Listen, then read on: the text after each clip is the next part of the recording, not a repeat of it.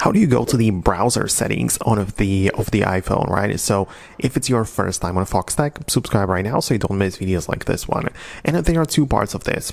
At first, we are browsing a website, apple.com, whatever, and we have what's called page menu, which is accessed when you click on the little button next to the URL on the left, the rectangle with lines, and this shows up some options, right? Like changing the settings in terms of the size of the font, right? And so on.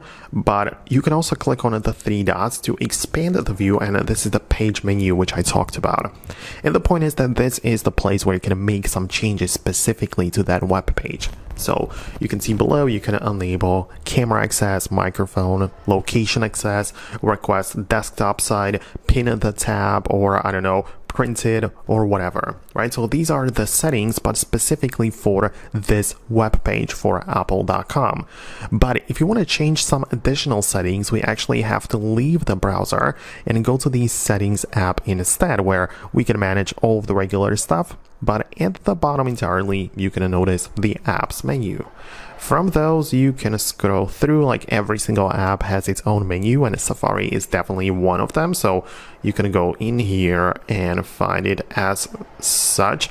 And now you can essentially change any settings you want, right? So literally we have the ability to change the search engine, and I don't know, like the autofill section, pop-ups, and everything is in here. So this is like much more extensive and much more technical side of the settings, right?